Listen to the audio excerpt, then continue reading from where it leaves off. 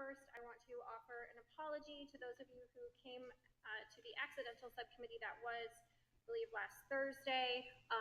The system is just simply overloaded with subcommittees, and so try as we might, we tried to cancel the subcommittee twice, and it canceled it in some spots, canceled it in others, and did not send that convenient little alert out to everyone. So kudos to the members of the lobby, Tony and Jake, who figured it out on the website. They saw it there.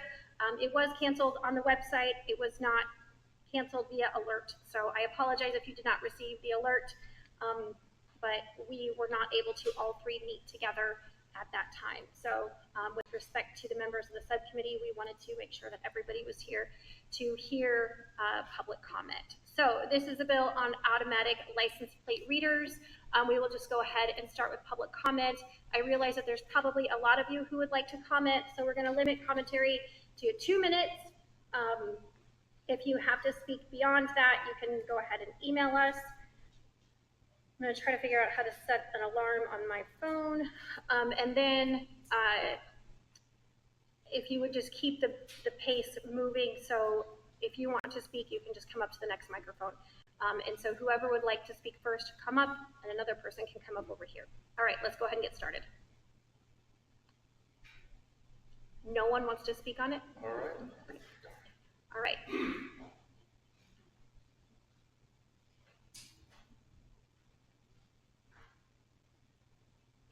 We good? There we go. So thank you very much for bringing this bill forward for the subcommittee. My name is Becca Eastwood. I'm with the American Civil Liberties Union of Iowa. We are here to express our support for this bill. We really appreciate you bringing it forward, and we really like where this is going. The ACLU has been engaged in advocacy around ALPRs since back in 2014, when for the most part, they were used by local governments correctly, limited them to helping stopping ongoing crimes, like Amber Alerts, like checking against hot lists, things like that. In the past couple of years, however, ALPRs have just exploded, both in our state and nationally. The fact that there are more cameras, that there are more law enforcement using them, there's new software and new technological capabilities like AI tools, that's taken our privacy and civil liberties concerns from back in 2014 and just put them on steroids. So the ALPRs of today that we're looking at are not the ones of even 2 or 3 years ago, let alone back in 2014. We agree that community safety is a critical goal, but 24/7 dragnet surveillance of Iowans should not be a precondition for that safety. So from our civil liberties perspective, there's a sort of core trifecta of protections for Iowans that are needed when it comes to ALPRs in order to shore up those privacy and Fourth Amendment rights. That includes requiring a warrant to access the data collected, limiting the amount of time the data is retained, and restricting data sharing, including the worldwide data sharing that is currently allowed to happen under the contracts that municipalities are signing with private third-party vendors. And I wanted to hone in on that point briefly, because right now, any Iowan who is driving past an ALPR, their data is subject to being shared worldwide and already has been in some circumstances. This proliferation of data is an extraordinary breach of privacy. And by signing contracts with third-party vendors for this, municipalities are licensing Iowans' data to private third-party vendors that are sharing it around the world. And what that means is that Iowans are losing control over their data in ways that are unnecessary to advancing public safety goals. So for all of those reasons and more, we're really glad to see the language in the bill limiting that data sharing and requiring some more local oversight over ALPR usage, and why we're really grateful to the legislature for stepping in and establishing some, what we see, much needed guardrails on the use of this incredibly powerful system. Thank you. Tony Phillips with the Iowa State Sheriffs and Deputies Association. I have shared some amendment language with you all that has been socialized with various law enforcement groups in an effort to recognize what you're trying to do with this bill and make sure things work. You know, we recognize that these systems need to be used responsibly and have clear guardrails. So the amendment is intended to address those concerns. First, it requires local approval and written policies before plate readers can be used. That's going to ensure transparency, accountability, and local control. Second, it requires audit trails, case numbers, and documentation for searches and hot list entries. These are common sense protections that are going to reinforce the proper use of the technology. Third, it prevents misuse by prohibiting, these are some of the things I think you all identified, but prohibiting facial recognition features, targeting of places of worship, and limiting data sharing with third parties. And lastly, and I think this is important, something that wasn't in the original language, is it creates criminal penalties for improper use of the system. There should be accountability in these scenarios. People need to use these tools the right way. Now, I will say in my unsolicited task of wrangling language here, the language does not have some language from Mr. Strike to make sure that folks like Reed Elfser could still share the information between agencies and handle all of that the way they need to. I think we could be supportive of that, and my apologies for not having that in the language I shared with you today. But we want to make sure that this is an effective public safety tool. You'll hear from others about how they actually use this in the field, but also have those guardrails in place so that it's responsibly used. So appreciate your consideration. Thank you. Thank you. Thank you, Madam Chair. Members of the committee, Doug Strike here on behalf of Reed Elsevier, LexisNexis. Appreciate the comments from my colleague, Mr. Phillips. Also apologize for the breakdown in communication, but we have provided the language to you now. Reed Elsevier is a data backbone for many items, including law enforcement, and we have sides of our information that are excluded to solely law enforcement and also the insurance industry, not publicly shared information, World Wide Web, everybody gets to see things. Those are limited access to specific individuals. The way the bill is currently drafted, we would not be able to be the sharing mechanism for law enforcement to communicate with one another and share this information. So the language that we've provided would allow us to continue to share information with law enforcement. Happy to entertain any questions on that. Thank you. Thank you. Good morning, Representatives. Lisa Davis-Cook with the Iowa Association for Justice. We are registered in favor of this bill. I'll just give some kind of general comments that our members had when looking at it. We have seen a proliferation of these license plate readers, not only in Iowa, but as Becca said, across the country. We believe there should be some guardrails around them. I have not seen the amendment from Mr. Phillips, but I know that our folks were concerned about, even though there were penalties, how would they be enforced and would there be anything really done if these guardrails were violated. So the fact that there are some more penalties being discussed, we would be supportive of, and I'm happy to take any questions back to our members if you have them. Thank you. Hi, Susan Fenton, Iowa Department of Transportation. The only thing we'd like to point out is if the state were to use the LPRs at way stations or rest areas, the concern is would we have to go through the local authority to get a permit, and that would be nearly impossible. So just something to think about as you move this bill forward. Thank you. Why would that be nearly impossible?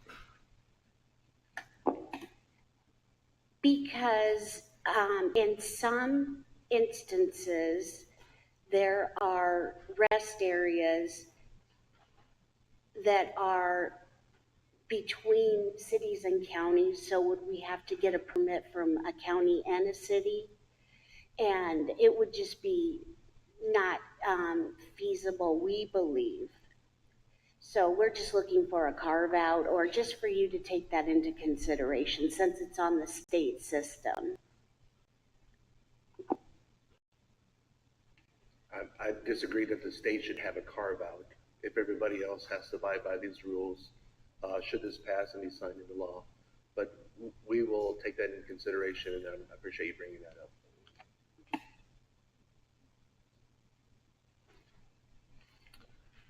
Greg Stallman, I'm with the Altoona Police Department. A little bit on our background, we're probably the most built out investigative intelligence-wise in the state of Iowa. we do offer that if anybody wants to come in and see it. Some of our concerns that we have isn't the guardrails. A lot of what we're talking about in here already is regulated at the federal, state, and constitutionally. When you bring these systems into a law enforcement agency, they fall under CJIS, which is the Criminal Justice Information Sharing, has its own rules. So if you misuse that, that's a federal offense. You can be disciplined, you can be prosecuted, all those. So a lot of the rules, we're not really pushing back on any of it. We're just codifying what's already codified in there. So our biggest issue that we have is retention periods. So I'm going to take time to explain, just give you 2 scenarios that we've had that we would not have been able to apprehend these individuals with these retention periods. Have a juvenile female, autistic.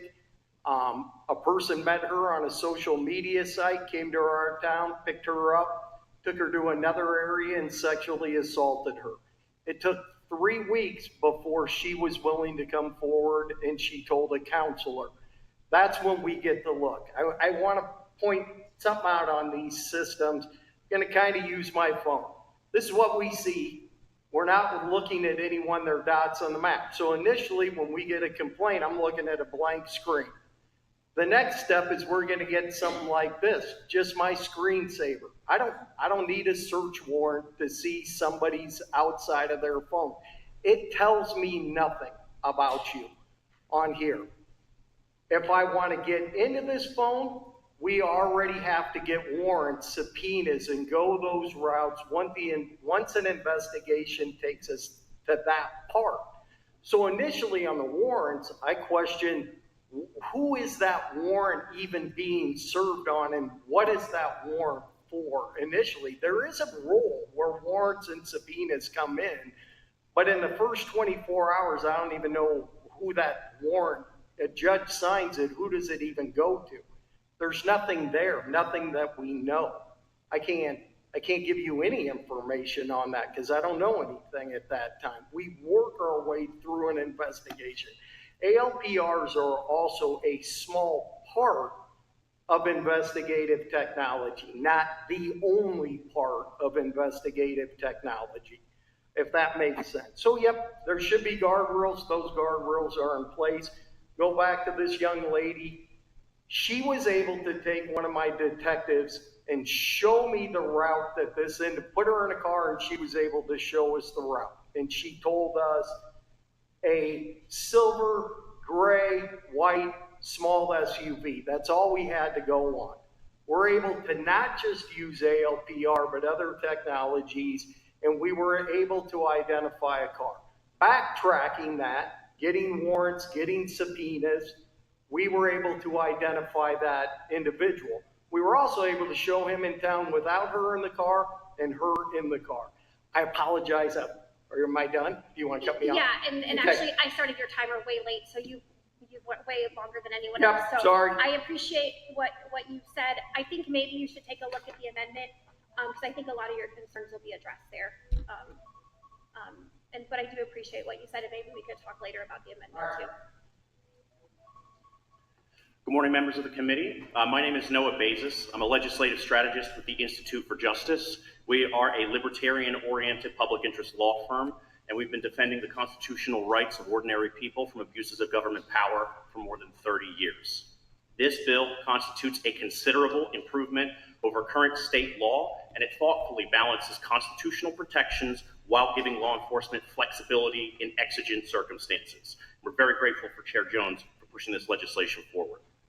Automatic license plate readers without warrant requirements pose a significant threat to our Fourth Amendment rights, given that those conducting searches do not have to establish probable cause, do not have to swear to facts in a warrant application, or receive approval from a neutral judge before conducting a search. Unlike red light cameras or speed cameras that are triggered by specific violations, the continuous collection and storage of data on persons not suspected of a crime allows government officials unprecedented access into the lives and personal affairs of law-abiding citizens not suspected of a crime. Carpenter versus United States has already affirmed that people have a reasonable expectation of privacy in their public movements over time. Moreover, I'm from Illinois. In Evanston, you can get a peek into how this looks. The city of Evanston took down some of their flock cameras. Flock went against the city's wishes, put them back up. Reason being because the actual value proposition of a flock camera is a nationwide database that can be accessible anywhere to have a camera, okay? The bill addresses situations where human life is in imminent danger and time is of the essence. This bill allows for Amber Alerts, human trafficking, while it allows officers to work within those circumstances. Okay, so this particular bill, it allows officers to work in exigent circumstances where human life is at immediate danger, but also protects the constitutional rights of individuals. We're very, very grateful for Chair Jones' foresight and fortitude to defend the rights of ordinary people. I'll close on a personal note. My brother is a law enforcement officer. I'm proud of him every day. And so I understand that law enforcement professionals are motivated to protect innocent lives. By passing the constitutional safeguards within this bill, that's exactly what they'll be doing. Thank you. Thank you. Dustin Rush with Americans for Prosperity. I'll keep my comments brief. We believe that this will find the right balance.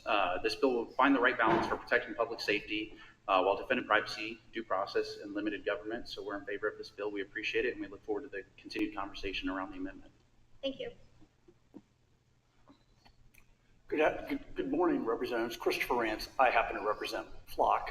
We are supportive of the language that Mr. Phillips and law enforcement is putting together. We believe there is a balance to be had. We welcome guardrails around how data is used. We believe under our current T's and C's that protection is in place, but we certainly have no problem with it being put in statutorily. And therefore, the amendment that Mr. Phillips and the sheriffs and the police department are putting forward are something that we can be supportive of. Thank you.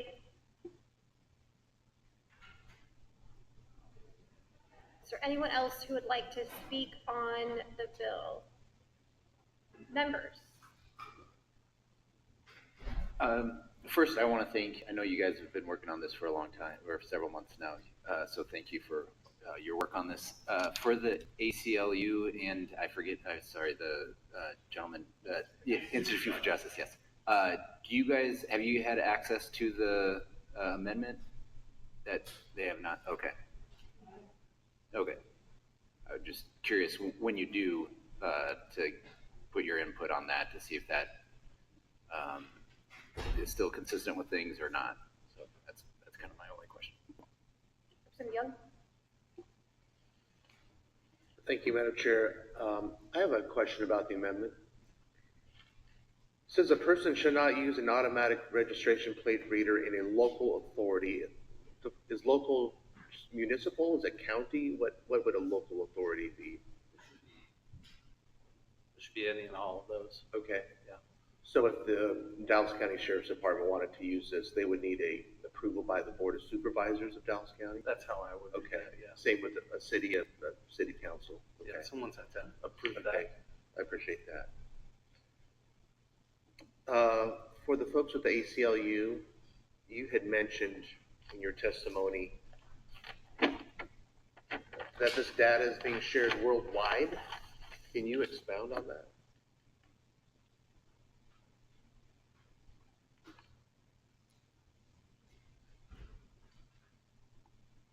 So when local authorities are signing contracts with these private third-party vendors, and I'll pick out some language specifically from Flock contracts, those are the majority of contracts in the state that are being signed or have been signed. There's language in there that grants Flock and we can send you the exact language, but a license to, irrevocable worldwide license to use the data that's generated by the customer. And so we've already seen, for example, in the Philippines, where this data was shared with gig workers who were training the AI algorithm on what to recognize in the images that were being collected. And certainly in the Philippines, they're not subject to the same, say, local requirements that some Iowa police agencies have that restrict the use and access to, et cetera, their local data. So that's what we mean when we are referencing the worldwide sharing. But we can get you the exact language that we're seeing in the contracts as well. I appreciate that. Do I have time for one more question? Absolutely. Altoona Police Department, Chief, can you step up to the table again?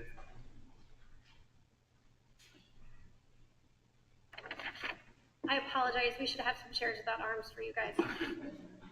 I appreciate you being here. I appreciate all law enforcement. And I understand the want and the need to use tools like this to keep Iowans safer. What is the balance, do you believe, is there between security and privacy when it comes to ALPRs? Do you understand some of the concerns about just the general surveillance society that we find ourselves more and more in, where we just see cameras everywhere? I do. I mean, the whole point is technology's moving faster than trust, and it's creating an unstable environment. So what we're doing today is trying to bring some stability back to an unstable, untrusting environment, if that makes sense. I can't speak outside of Altoona, but the guardrails we talk about today already exist internally in my department. Our companies, we sign contracts, can't share that. That's CGIS. You're not allowed to share it with third-party vendors. You can only access my systems with an event or a case number in it. We don't retain data for the purposes of retaining data. First of all, we can't afford it. So we got to get rid of it as quick as we can get rid of it. It's investigatory. For me, I get befuddled when we use the word surveillance. All I see are dots on a map. I don't see people. I don't see cars. I don't see anything like that. It's just dots on a map. I get a notification, either a criminal with a warrant came into my community or somebody reported a crime. That's the time then we get an event number or a case number and we access these systems. And there are more intel analysts that access them, intel detectives, than the general officer out working the street. They're not accessing this stuff. So you see a dot. Yep. You get a hit. You pull it up. You can see the car, the license plate. What's the accuracy rate? Not always. What's the accuracy rate on the Well, it's 100% if you go down the investigative role. So I would say that. The one thing these things do is they take human error out of it. I'm not guessing on it. But it's not necessarily I see a license plate. It's just a unique idea. I may not see a license plate at all. You just may have a sticker in your back window which separates your car from all same makes and models. Can you make out people driving? Can you make out faces? Is there facial recognition technology? Not on ALPR. ALPR takes a real license plate. They specifically don't take a picture of somebody driving a car. So we get the car, we get, maybe if we're lucky, we get the rear license plate off of it. No. Other technology, like just simple traffic cameras, is where we can see somebody in a car. Appreciate you being here. Thank you very much for what you do. Representative Schulten, do you have a follow-up for the chief? No, not for the chief. Okay, all right. Thank you. I do have a question for Flock.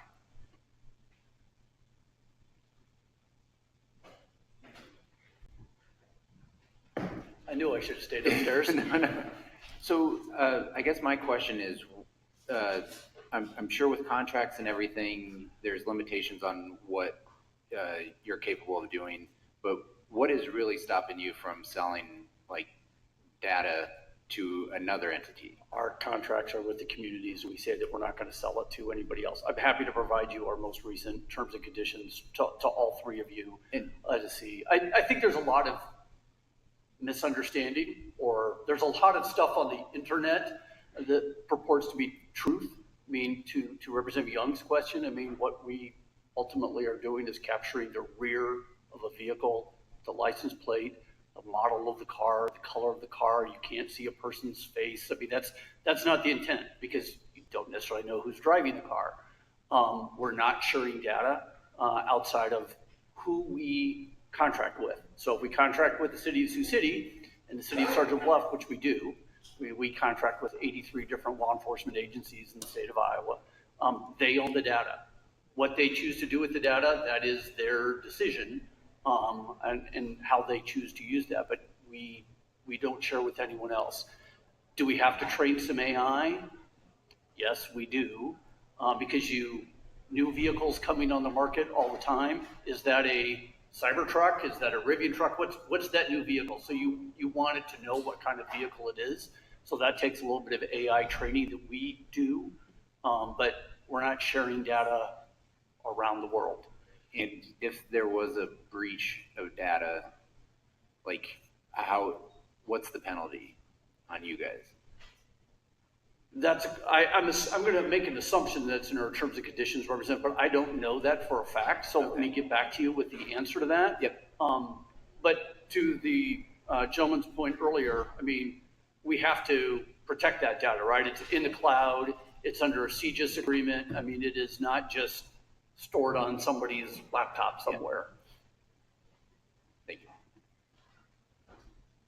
Any other questions?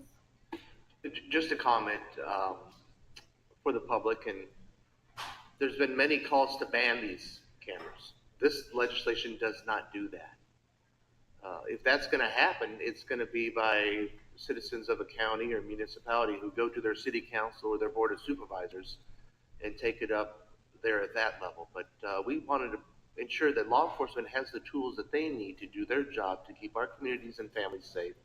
At the same time, put some guardrails to protect our privacy in what we are seeing more and more as just a surveillance society. I appreciate you bringing this to the committee, Madam Chair. Thank you, Representative Young. Are the members willing to sign off? Okay, thank you. And I'll just briefly comment here. We've got the room for about 2 more minutes. And I apologize if those of you who are coming in are here for the next meeting. We'll wrap up here quickly. I'm also going to sign off on the bill. In my other life job, I work with flock cameras, and I represent a community who uses them extensively. And we are able to solve a lot of crimes, but we are also able to better protect our community. I appreciate everything that flock cameras do to make sure that we are able to find kids in Amber Alerts quickly. In researching ALPRs over the last several months, the stories that I have heard, this hits really hard, especially when it comes to human trafficking, when it comes to drugs, when it comes to crime. These are tools for our law enforcement that we need at a time when we have a terrible time recruiting and retaining law enforcement in our communities. This just gives them one more tool in their toolbox to be successful. But at the same time, I realize that we need to put some guardrails on these. So let's do that. Let's put some rails up, and let's move this bill forward. Thank you all.